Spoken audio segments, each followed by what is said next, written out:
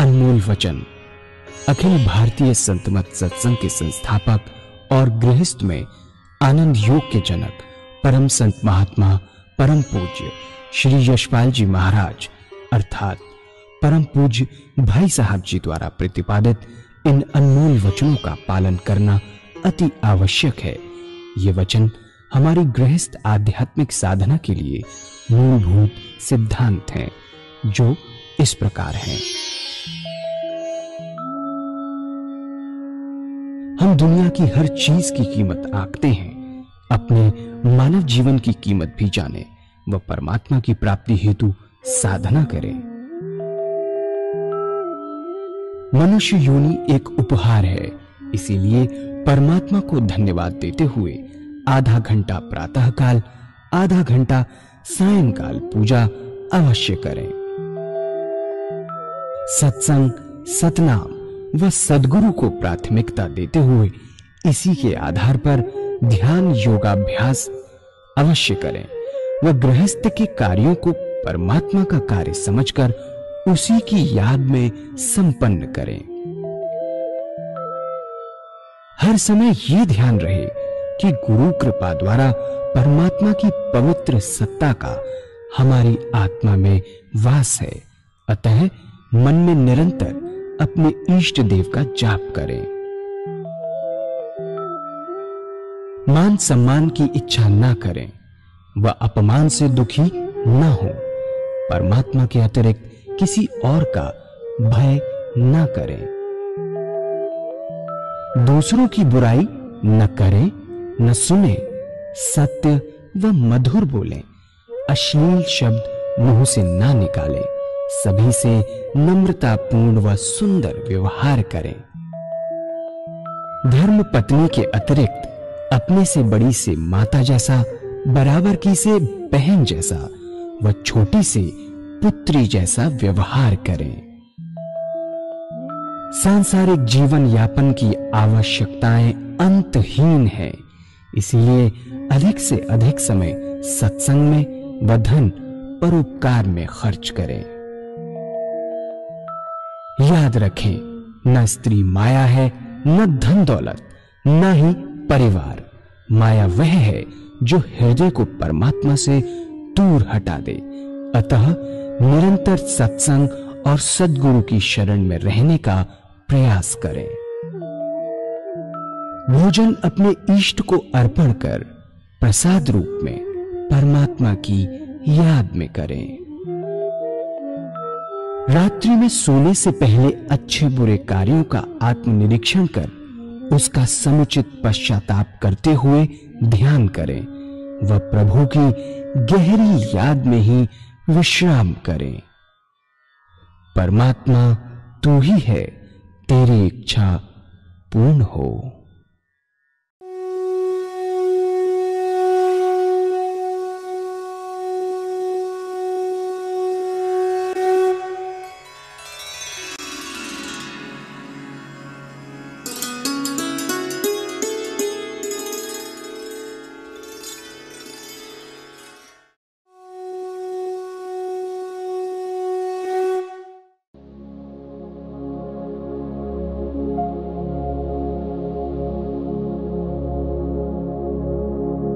जय सद्गुरुदेव जय पद शरणं श्रेयस्वरूप चरणों शरणं।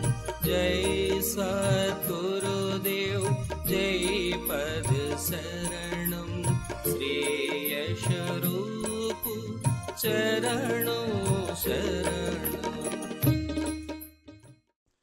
जो साकार पुजारी है उनका सबसे प्रथम कार्य एक इष्ट का निश्चित करना। अपनी आत्मा से पूछिए कि भगवान की कौन सी मूर्ति आपको सबसे ज्यादा प्यारी लगती है, जिसमें भगवान की सबसे ऊंची भावना आप डाल सकते हैं, उसे अपनाइए। मूर्त में अगर परमात्मा की सबसे ऊंची भावना नहीं डाली है तो उस मूर्त का कोई फायदा नहीं। जिसे आप भगवान की सबसे ऊंची भावना डाल सकते हैं उसे अपनाइए, उसे अपना इष्ट माने, उसी की पूजा करें। उसी का ध्यान करें, उसी को याद करें, उसको बदले नहीं। ऐसा नहीं कि कभी आप राम की पूजा करें, कभी कृष्ण की, कभी माँ की। अगर रोज रोज बदलेंगे तो इसका विशेष लाभ आपको नहीं होगा। दरअसल में पूजा का जो मकसद है वह चित्त की एकाग्रता प्राप्त करना है। उससे ऊपर उठे तो मैं कहूँगा कि चित्त की वृत्तियों का निरोध प्राप्त करना। ऐसी हालत जिसमें विचार शून्यता आ जाए जब ही हो सकता है जब आपका एक इष्ट हो। पूजा कैसे करें? कुशा या कंबल का आसन हो, धूप दीप जलाएं, साफ सुथरी बिछाए चादर, रात्रि के वस्त्र बदल कर बैठे हैं। अगर स्नान नहीं कर सकते कोई बात नहीं, मुंह हाथ धोकर सुख आसन से बैठे हैं। फिर कल्पना करें कि आपका इष्ट सह शरीर आपके सामने विद्यमान है। फिर कोई भक्ति भरा भजन गाइए तो क्या होगा? आपके वैरमुखी विचारों की दुनिया से मन हटकर ईश्वर की तरफ लगेगा। और इसके बाद जब आप ध्यान करेंगे तो ध्यान बनेगा। पहले बाहर देखिए, अपने इष्ट की मूर्त बाहर बनाए। जब ध्यान बाहर की तरफ बन जाए, उस पवित्र मूर्त को अपने हृदय में उतारिए, बैठाइए बड़े प्यार से, इतने प्यार से कि ना कोई दूसरा विचार रह जाए ना ख्याल। हमारी आत्मा हमारे मन को देखती रहती है, बताती रहती है कि हम क्या सोच रहे हैं। जब मन हट जाए तब फिर प्यार से इस मूर्ति पर जमाएं, फिर ना कोई विचार रहेगा ना ख्याल। जब चेतन अवस्था में लौटेंगे उसी के ध्यान में लौटेंगे और उस समय आपको बड़ी सुंदर अनुभूति होगी कि आपका मस्तिष्क अनुपम आनंद से भर गया। जितना मस्तिष्क पर भार था हल्का हो गया। यह पूजा का तरीका जो इन संत महात्माओं ने बताया साकार पुजारियों के लिए। यदि ऐसे पूजा करेंगे विशेष लाभ होगा। चित्त की एकाग्रता प्राप्त होगी, सुषुप्ति की अवस्था प्राप्त होगी और धीरे धीरे सुषुप्ति से सहज समाधि में प्रवेश करेंगे। दूसरे वो भाई हैं जो निराकार भगवान के उपासक हैं, जो परमात्मा की मूर्ति को नहीं मानते, वे भगवान के नाम को पकड़े और उस नाम को चुने जो उनकी आत्मा को सबसे प्यारा लगता है। कोई ना कोई भाई किसी तरीके से याद करते होंगे। हिंदू भाई ओम, मुसलमान भाई अल्लाह, सिख भाई वाह गुरु, क्रिश्चियन भाई क्राइस्ट या गॉड। जो आपकी आत्मा को सबसे सुंदर और अच्छा लगे चुन सकते हैं। जो नाम आपकी आत्मा को प्यारा लगे उसे पकड़े। आसन वही है, सुख आसन से पलौती लगाकर बैठे, आरामदायक स्थिति बनाइए, हृदय की तरफ निगाह रखे, आनंदमय अवस्था बनाए। ख्याल करें कि जब आपका हृदय दुख दुख करता है, जो हार्ट बीट है उसमें से ओम नाम निकल रहा है, यह जो नाम आपने चुना है वो निकल रहा है। शुरू में दिक्कत होती है, तब आप मानसिक जाप कर सकते हो। ओ बड़े प्यार से ओ बड़े प्यार से, इतने प्यार से कि हृदय से ओम की आवाज निकल रही है, आपको बहुत स्पष्ट सुनाई देने लगेगा। ऐसी हालत पैदा होगी, ना कोई दूसरा विचार रहेगा ना ख्याल। ऐसे उसमें तल्लीन हो जाएंगे, अपना होश नहीं रहेगा, अपने आप से गायब हो जाएंगे, विचार शून्य अवस्था। फिर जब चेतन अवस्था में आएंगे वही नाम सुनते होंगे, विशेष लाभ होगा। विशेष लाभ, चित्त की एकाग्रता प्राप्त होगी, कंसंट्रेशन ऑफ माइंड, धीरे धीरे सुषुप्ति की अवस्था प्राप्त होगी। और सुषुप्ति से सहज समाधि में प्रवेश कर जाएंगे। उसके बाद हमें आत्मदर्शन, उसके बाद परमात्मा का अनुभव होने लगेगा और एक दिन ऐसा आएगा कि ज्योति से ज्योति एकाकार हो जाएगी। इन संतों ने इस बात का विशेष ध्यान रखा कि हमारे काम का समय न लिया जाए। पहली सीढ़ी का दूसरा सब स्टेप, हर मनुष्य भोजन करता है और भोजन करने में आधा घंटा दोपहर को और आधा घंटा रात्रि को लगाता है। ये समय ऐसा है कि खाली है, दुनिया के व्यवहार का आप कोई काम नहीं कर रहे होते। इस भोजन के तरीके में परिवर्तन लाना पड़ेगा और वास्तव में हमारा पुराना तरीका यही था जो मैं आपके सामने रखूंगा।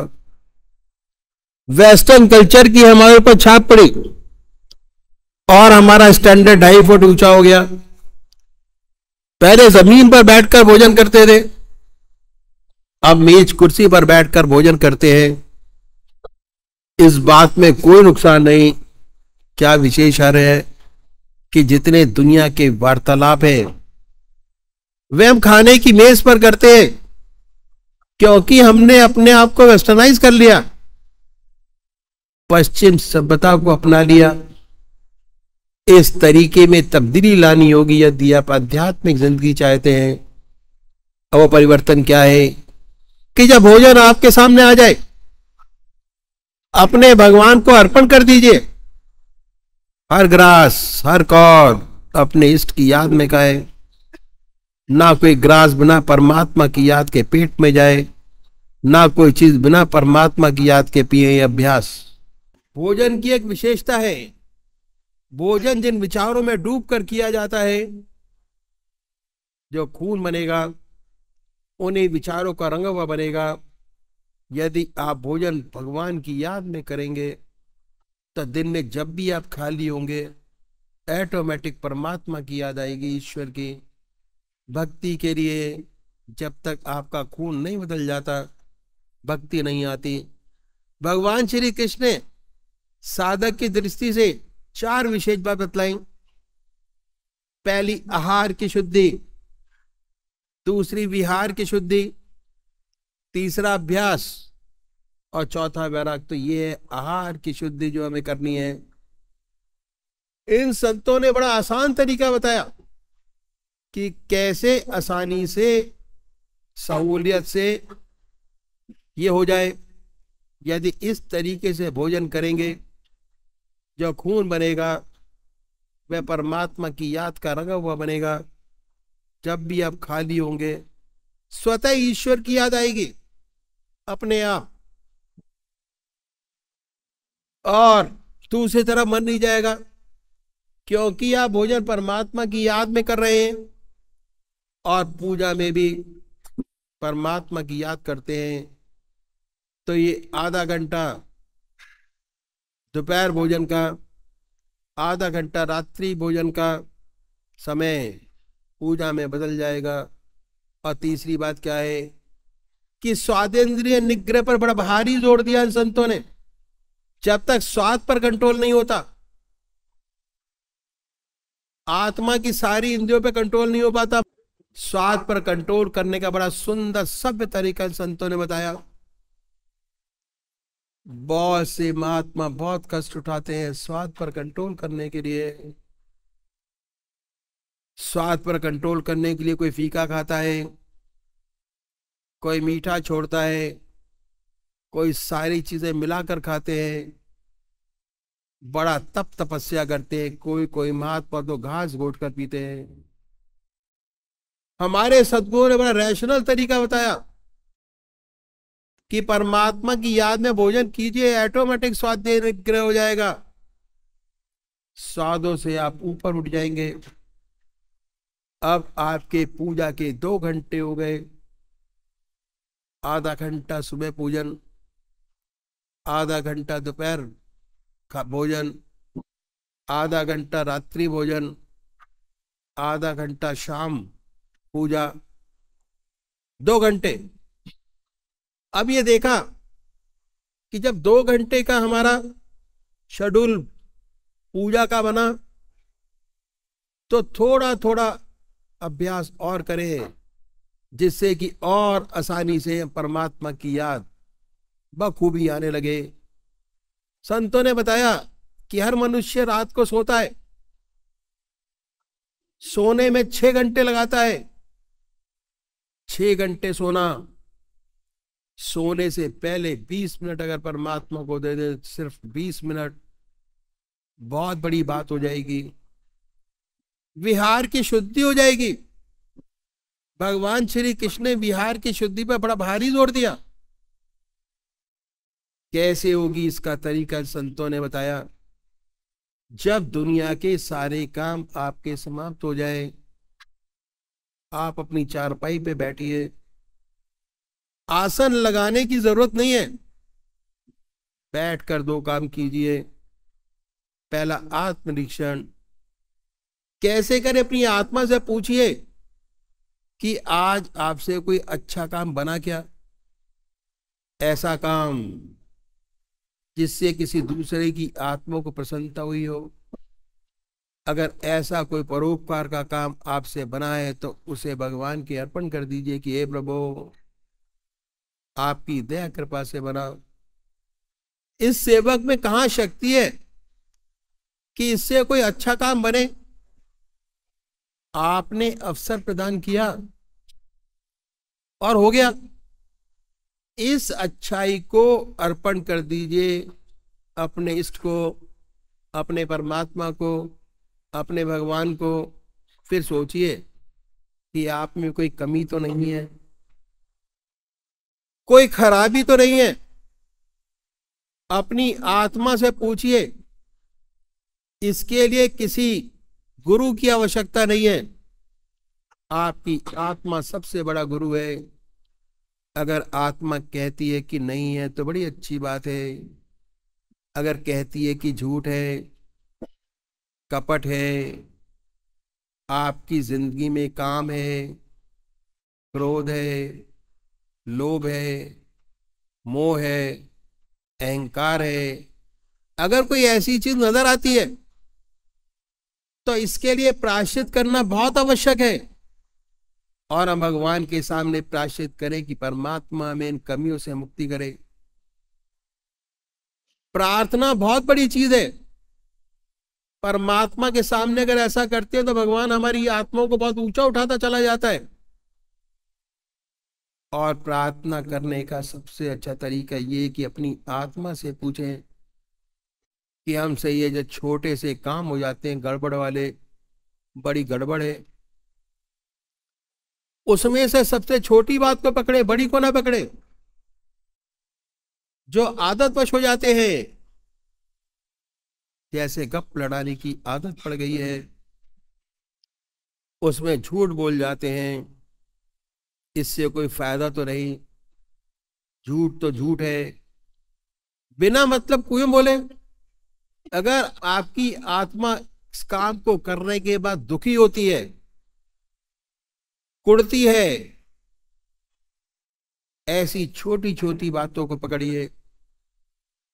परमात्मा से वादा कीजिए कि हे प्रभु, हमें ऐसी शक्ति प्रदान हो कि कल से ये जो छोटी सी खराबी है ना हो।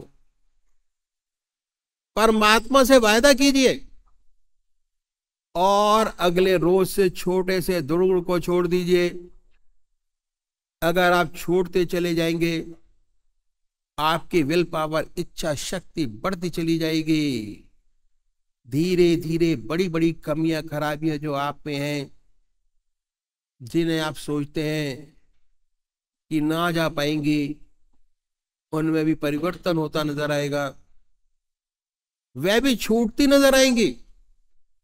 पर शर्त एक है कि जिस बात का भगवान से वादा करें उसे अवश्य पूरा करें। अगर वायदा करके पूरा नहीं करेंगे तो आपकी इच्छा शक्ति घटेगी। वायदा ना करना अच्छा है, लेकिन वायदा करके पूरा ना करना बहुत खराब है। जो वायदा करे पूरा करे, इच्छा शक्ति बढ़ती चली जाएगी। इसके बाद ईश्वर का ध्यान कीजिए, अपने इष्ट का। और जब ध्यान लग जाए उसी ध्यान में उसी को याद करते करते सो जाए। ये अभ्यास, अगर ये अभ्यास करेंगे, इसके बहुत विशेष लाभ आपको मालूम होंगे। जो ऐसे भाई बहन हैं जिन्हें ऊट पटांग सपने आते हैं, ऐसे सपने आने बंद हो जाएंगे, बेखबर होके सोएंगे, नींद अच्छी आएगी। जब ये अभ्यास और बढ़ेगा, आपके सपने बदल जाएंगे, सुंदर सुंदर सपने आएंगे। आप देखेंगे कि आप पूजा कर रहे हैं, कभी कभी देखेंगे कि आप अपने इष्ट के मंदिर में बैठे हैं, पूजा कर रहे हैं। अपने इष्ट का दर्शन, अपने गुरु का दर्शन, कभी सत्संग में बैठे हैं। जब साधक और तरक्की करता है, बड़े सुंदर सुंदर अनुभव खुलते हैं। सोते सोते अनंत सूर्यों का प्रकाश नजर आएगा, सारा शरीर विद्युत से ओतप्रोत महसूस होता है। जब साधक सोकर उठता है तो वास्तव में उसके शरीर में बिजली दौड़ रही होती है। बड़ा अचंभा होता है, बड़ी हैरत होती है। ऐसा साधक से ध्यान में सोता है, जब उठता है उसी का ध्यान बना होता है, उसके मुख से परमात्मा का नाम निकलता है, अपने अंदर ध्यान की सुंदर अवस्था पाता है। जिस ध्यान की अवस्था में सोया था, उससे अच्छे ध्यान की अवस्था में उठा। जो अच्छे साधक हैं, जिनकी आज्ञा चक्र पर स्पंदन होता है, यदि सोते समय आज्ञा चक्र पर स्पंदन था, जब उठेंगे वह स्पंदन और तेज होता मिलेगा। आत्मा यही कहती है कि मैं जिस ध्यान में सोया था रात भर, उसी का ध्यान बना रहा। अब 6 घंटे सोने के 6 घंटे वास्तव में पूजा में बदल जाते हैं। बात क्या है कि मन का एक विशेष गुण है। मन रात को जिन विचारों में डूब कर सोता है, उन्हीं विचारों में पड़ा रहता है।